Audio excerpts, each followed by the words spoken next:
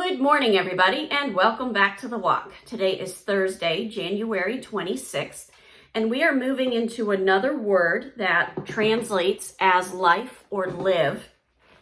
And as I prayed over this and thought about what the next message would be, I was kind of surprised. I expect it to be more of how when we give our lives to Christ, it is all encompassing. We're to give it all to Christ. We're to let him completely lead our lives. And where the place that I was led to was more behavior oriented. It's more about how we conduct ourselves, how this massive change has changed our behavior, changed who we are, and how we conduct ourselves. So that brought me to this word called, it's anastrophe. I'm not sure if I'm saying that right. I had to say it many times, and I still felt like I was butchering it. But it's a Greek word, and what it means is behavior, concentration, conversation, the manner of life, the way of life, and your behavior. It's all about how you conduct yourselves. So that brings us to 1 Peter chapter 1, and I'm starting in verse 13, and we're going to see where this word comes in and how it falls in here.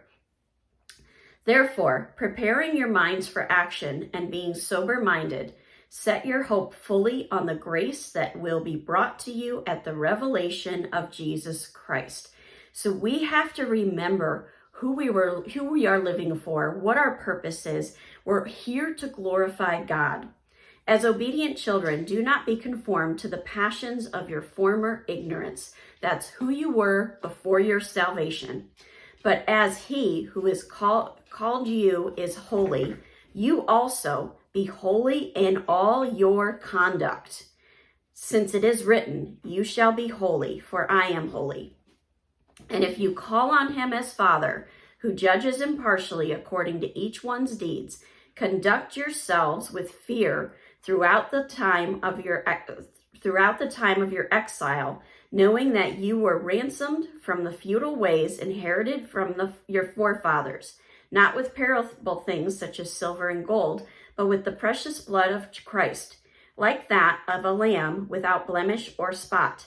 He was foreknown before the foundation of the world, but was made manifest in the last times for the sake of you, who through him are believers in God, who raised him from the dead and gave him glory, so that your faith and hope are in God. That was one sentence.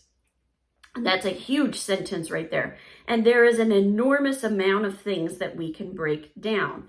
But in verse 15, it says conduct, and then it says it again in verse 17. That word conduct has, in some translations, it is translated as life. In the ESV, it's translated as conduct. It's this anastrophe that we just talked about. It's all about how you're living your life. Are you living your life to glorify God, or are you living your life with what you feel like doing right now and what your whims are and, basically what it is that you want? It's all about that. So as you go into your prayer closet today, give yourself that gut check. How are you living your life? Does your life point to glorifying Jesus Christ? Because if it doesn't, and, as I think about my own life, there's holes. There's places where it's not about God's glory. It's about what I feel like. And there's always that room for growth. And as you start to recognize those places, the Holy Spirit will reveal them to you when it's time for you to start to work on that. So you can do that. You have to remember, your salvation is not based on works. Your salvation happened when you gave your life to Christ. However, we mature and we grow in that relationship, just as a friendship would grow. You meet somebody for the first time and you don't know each other too well, but as you spend more and more time together, you get to know each other very, very well. And then you start to see the things that you have in common. They may introduce you to things that you've never been introduced to before, and now you like it. It's just like that, but it's at a much, much deeper level, and it changes your status spiritually. Have a wonderful day. God bless, and keep walking the walk.